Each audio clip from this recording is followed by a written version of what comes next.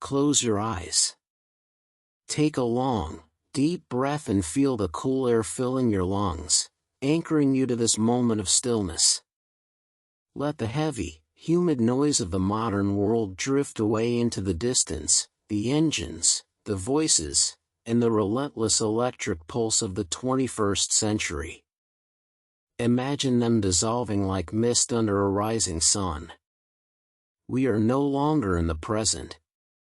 We are traveling across the vast, golden oceans of the Sahara Desert, moving deep into the heart of West Africa, toward a place where the earth itself seems to have opened a giant, ancient eye to stare back at the infinite heavens.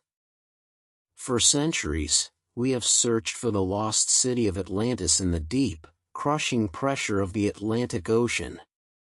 We have sent our machines into the blackest depths, searching for the ruins of marble temples and golden statues beneath miles of salt water. But what if we have been looking in the wrong place? What if the most famous lost civilization in human history isn't underwater at all? What if it is hiding in plain sight, baked by the relentless sun and scoured by the shifting sands of the largest desert on Earth? We are standing on the edge of the Richat Structure, known to the locals as the Eye of the Sahara. From the ground, it is an endless maze of hills and valleys, but from the stars, it is a perfect, geometric wonder. It is a place that matches every impossible detail described by the philosopher Plato over 2,000 years ago. Breathe in the dry, ancient air. Feel the silence that has lasted for 10 millennia. The shadows of the desert are long, and they are beginning to whisper a story that history was never meant to remember. To truly understand the mystery of Atlantis, we must first return to the very source of the legend, the words of Plato himself. In his ancient dialogues, the Timaeus and the Critias, he spoke of a kingdom of unimaginable power and beauty, a civilization that existed 9,000 years before his own time. He described a city built in a series of perfect, concentric circles, 3 rings of water and 2 rings of land, arranged with a mathematical precision that seemed to defy the primitive capabilities we attribute to ancient man. For generations, mainstream scholars dismissed this as a mere myth, a moral fairy tale designed to warn against the dangers of human pride. But look at the Eye of the Sahara from the perspective of a satellite. There, in the desolate heart of Mauritania, lies a geological anomaly that measures exactly 23.5 kilometers across, the very same dimension that Plato attributed to the central island of Atlantis. It is a series of perfect, concentric rings of stone and earth, etched into the desert floor as if by a titan's compass. It is not a crater left by a fallen star, nor is it the remains of a volcanic eruption.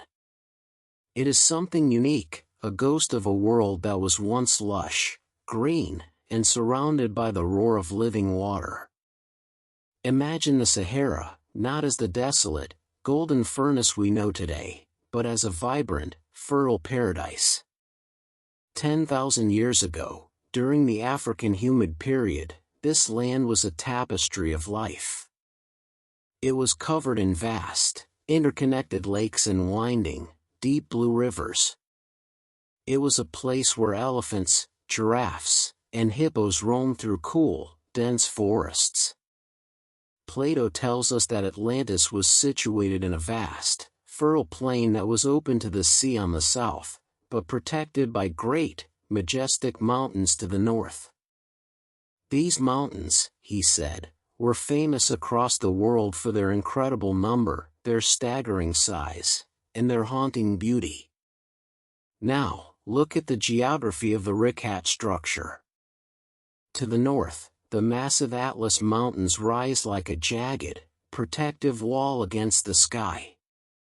To the south, the terrain slopes gently and naturally toward the Atlantic Ocean, following the path where water once flowed in abundance. The geography fits like an ancient key into a forgotten lock. Is it possible that a catastrophic flood, a sudden and violent shift in the Earth's crust known as a pole shift or a solar cataclysm, washed the entire ocean over the North African continent? Did a wall of water bury the Golden City in millions of tons of mud and salt, only for the ocean to retreat, leaving behind nothing but the bleached, circular skeleton of a once great empire? Feel the profound stillness of the desert night as we walk across the outer rings of the eye. The ground beneath our feet is not just sand, it is a graveyard of artifacts.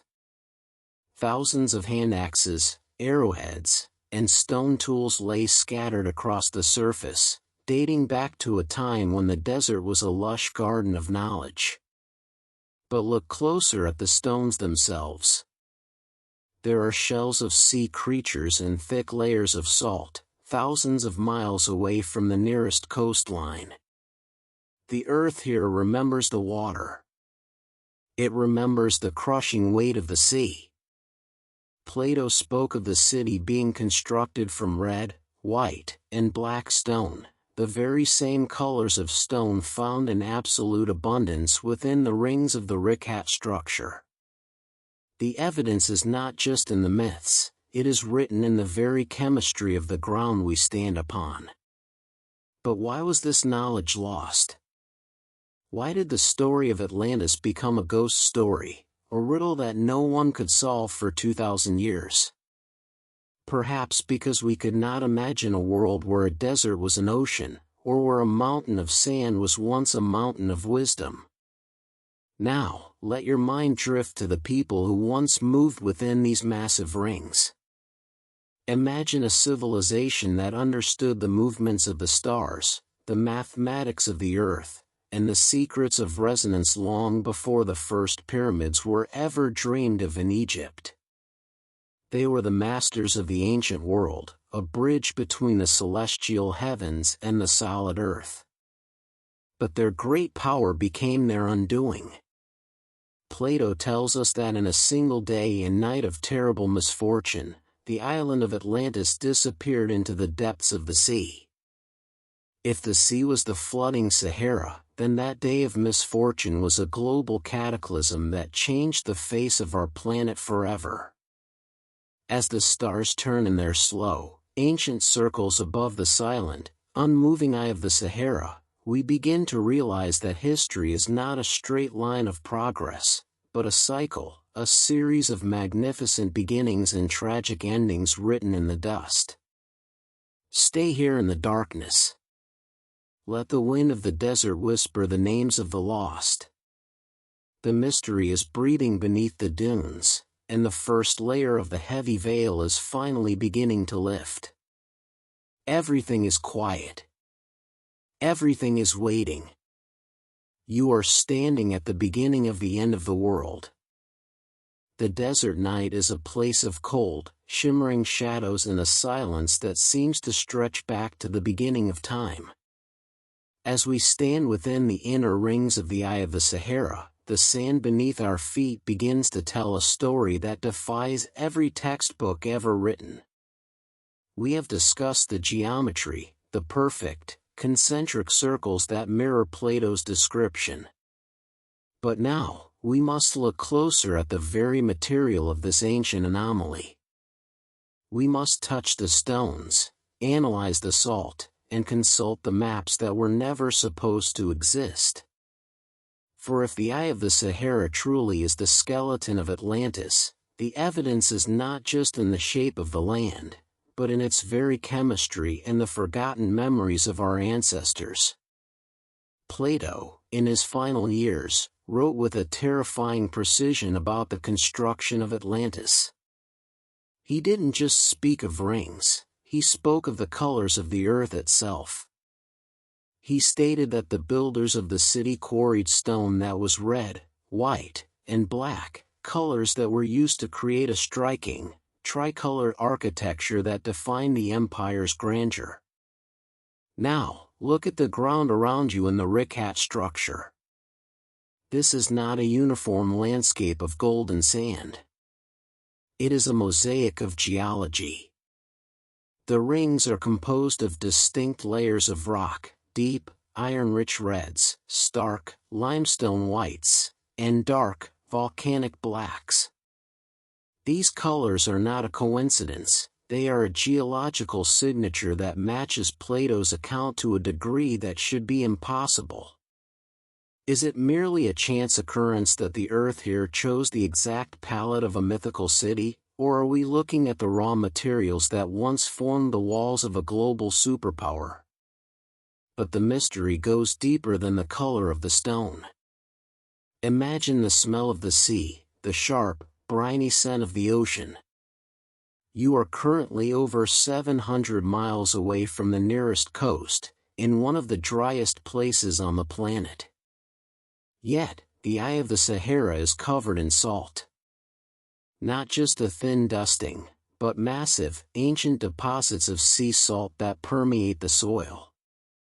When scientists dig beneath the dunes, they don't find the remains of desert life, they find the fossilized skeletons of whales, the shells of maritime mollusks, and the teeth of ancient sharks. The ground here remembers the weight of the Atlantic Ocean.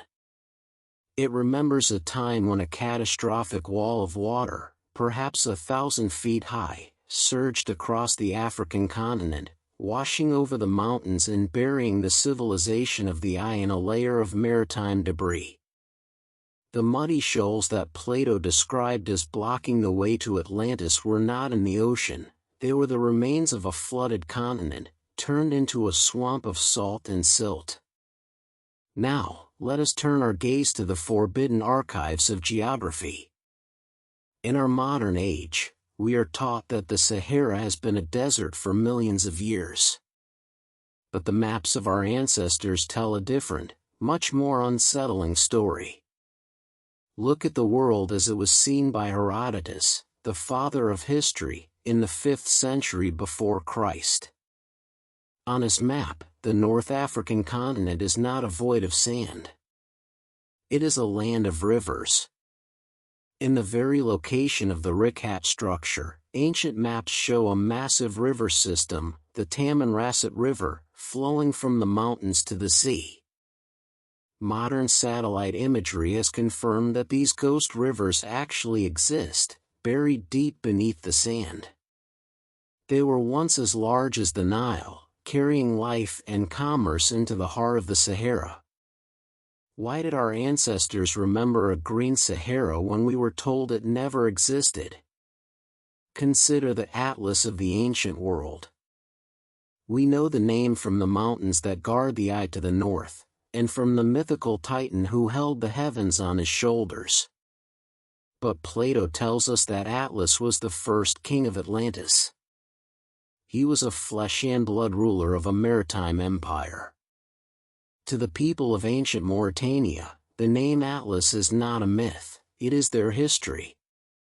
They call themselves the descendants of a great, flooded kingdom. In the silent, moonlit stretches of the desert, you can almost hear the echoes of their lost language, a language that spoke of a time when I was the center of the world's knowledge and power. We are standing on a graveyard of science. Every artifact we find, the thousands of stone tools, the inexplicable salt deposits, the red and black stones, points to a reality that our current timeline cannot explain. We have been taught that civilization began in Sumer and Egypt only 6,000 years ago. But the eye of the Sahara suggests that a much older, much more advanced humanity was erased from the record by a cataclysm we are only beginning to understand. The stars above us have seen the water rise and fall.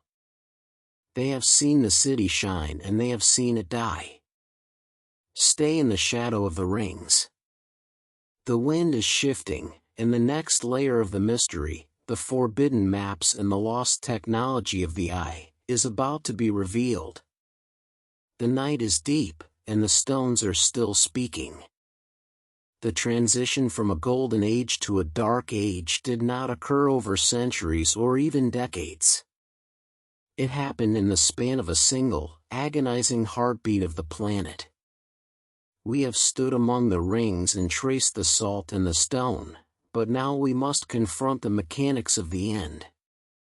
Imagine the Richat structure not as a ruin, but as a living machine of resonance, its concentric canals filled with the pulsing energy of a civilization that believed it had mastered the laws of nature. The morning of the final day was likely indistinguishable from any other. The sun rose over the Atlas Mountains, casting long, golden shadows across a green and fertile Sahara. Trade ships moved through the rings, carrying the wisdom and the wealth of a global empire. But high above the atmosphere, the sky was already changing. The cosmic clock was striking midnight. Approximately 12,800 years ago, our world encountered the Younger Dryas, a period of sudden, violent instability that remains one of the greatest mysteries in modern geology. The leading scientific theory today is the Younger Dryas impact hypothesis, the idea that a massive, fragmented comet entered our atmosphere, shattering into 1,000 pieces of fire. These fragments did not just fall, they bombarded the planet. Imagine the energy released. It was not a single explosion, but a sustained, celestial bombardment that would have turned the sky itself into a furnace. For the people of the eye, the first sign of the end was not the water, but the heat. A thermal pulse so intense it could ignite entire forests in an instant, turning a paradise into a landscape of ash before the first tremor was even felt in the ground. Then, the very foundation of the world began to buckle. If a massive fragment struck the northern ice sheets, the physical shock wave would have rippled through the Earth's crust with the force of 1,000,000 earthquakes. In the Sahara, the bedrock beneath the eye, the very rings of stone we walk upon today, would have groaned and shattered. This was not a simple earthquake, it was a crustal displacement. Plato's single day and night of misfortune was a literal description of a planet being pushed to its breaking point. As the northern glaciers were struck by celestial fire, billions of tons of ice were turned into superheated steam and liquid water in a matter of hours. This triggered meltwater pulse 1b, a sudden, vertical rise in global sea levels that defied every law of maritime safety. The ocean did not simply rise to meet the land, it was pushed. A wall of water, a mountain of dark, churning Atlantic Ocean, was surged eastward by the displacement of the Earth and the force of the northern impacts. Imagine a wave reaching toward the clouds, 1,000 feet high, a moving wall of liquid stone filled with the pulverized remains of everything it had already consumed. It roared across the African continent, an unstoppable force of nature that cared nothing for the marble temples or the golden laws of the Atlanteans. When this wall of water reached the eye of the Sahara, it didn't just flood the city, it hammered it. The concentric rings, designed for beauty and resonance, became a trap. The water surged inward with such velocity that the air itself was compressed, creating a series of sonic booms that shattered the very architecture of the empire. But the most terrifying part of the catastrophe was not the arrival of the water, but its retreat. After the initial surge had scoured the land, the billions of tons of water began to drain back into the Atlantic basin. This retreat acted like a colossal, liquid sandpaper. It didn't just wash the city away, it ground it into the dust. Every statue, every library, every meticulously carved stone was pulverized into the silt and mud that Plato later described as blocking the path to the sunken island. This is why, when we look at the Richat structure today, we see a bleached, circular skeleton. The city wasn't just killed, its entire body was erased from the surface of the earth, leaving behind only the geological imprint of its existence, the eye that still stares at the sky, a witness to the moment humanity was forced to begin again from nothing. The muddy shoals were not a myth, they were the remains of the North African continent, transformed in 24 hours from a garden into a swamp of salt and maritime debris. The knowledge that had been cultivated for thousands of years, the mastery of mathematics, the secrets of the stars, the understanding of the Earth's own frequency, was buried under millions of tons of mud. The few who survived were those at sea or those high in the mountains, the witnesses who became the keepers of a trauma that would haunt every culture on Earth for the next 10,000 years. This is the universal story of the Great Flood, the memory of a day when the sky fell and the ocean rose to reclaim the world. As the wind moans through the rings of the eye tonight, it carries the weight of that silence. Every grain of sand is a fragment of a lost masterpiece. The stars continue their slow, ancient dance, indifferent to the rise and fall of empires. The Sahara began its slow death, its lakes drying into salt flats, its forests turning into a furnace of sand, hiding the evidence of the eye under a veil of heat. The misfortune was not just a tragedy for one city, it was the amnesia of a species. We are standing in the wreckage of a golden age, listening to the echoes of a world that ended in fire and water, waiting for the final secret to surface in the light of a new dawn. The silence that followed the Great Flood was not a simple lack of sound. It was a heavy, suffocating weight that pressed down upon the shattered remains of a world. As the waters finally retreated into the Atlantic basin, leaving the eye of the Sahara as a bleached and broken skeleton, the history of humanity was fractured. We were no longer a global civilization, we were a collection of traumatized survivors, scattered like seeds across a landscape that had become unrecognizable. The garden was gone. The science was buried. And the amnesia of the species began. But the story did not end in the mud. It transformed. It became the hidden foundation of everything we call ancient history. Tonight, we trace the final echoes of the eye, from the temples of Egypt to the modern warnings written in the stars. We are closing the archive, but the truth is only beginning to surface. Imagine the survivors, those who were at sea or high in the mountains of North Africa, looking down upon the ruins of their world. They carried with them more than just the memory of the catastrophe, they carried the blueprints of a high civilization. Plato's story of Atlantis was not a secret kept by the Greeks.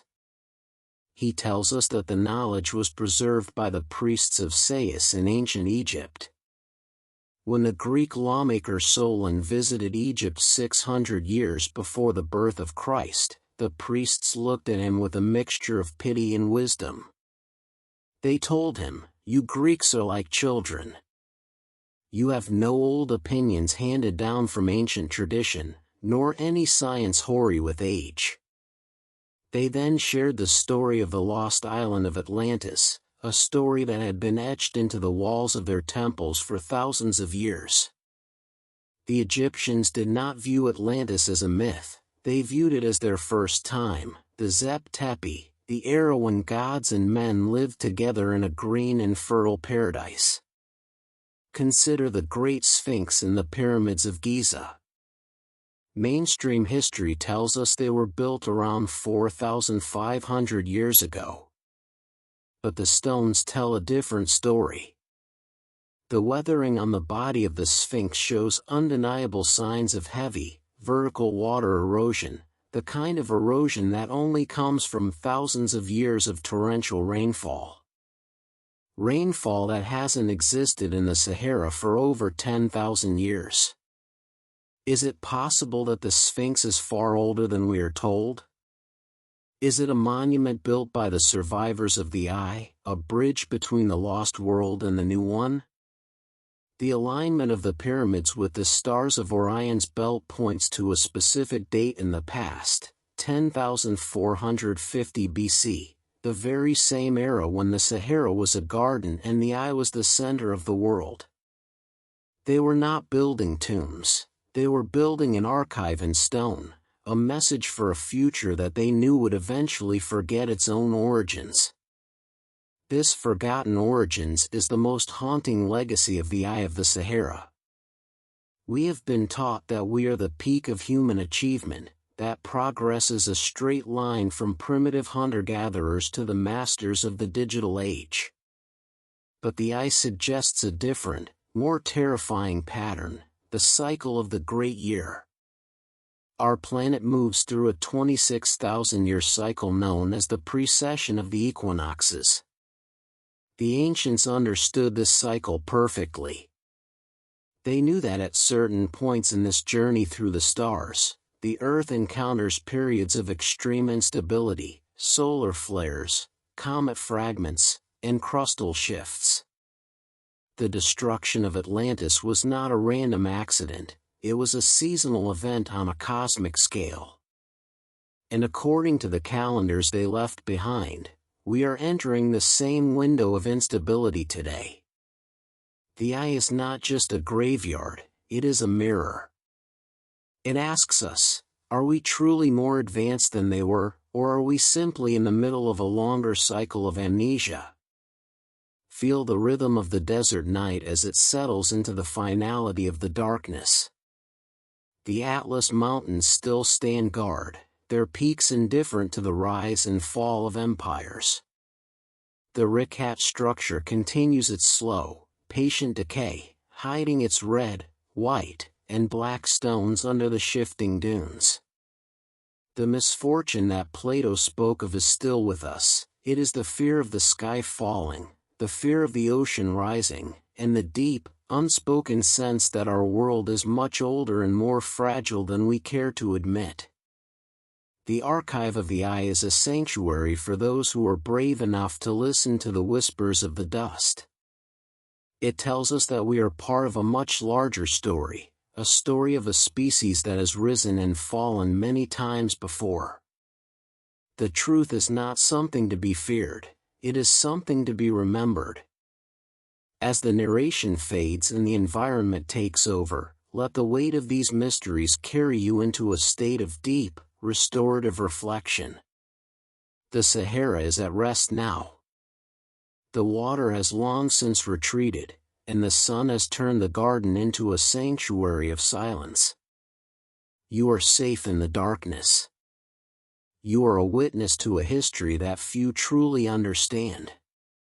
Let your breathing become slow and rhythmic, matching the ancient pulse of the earth. The questions of the day are gone. The conspiracy of silence is over. Everything is quiet. Everything is at peace. The Eye guards its secrets, and you can trust in that stillness. Let the realization settle over you like the desert mist. The night is yours. The archive is closed. Sleep now, while the stars guard the path home. Sleep. Sleep. Sleep.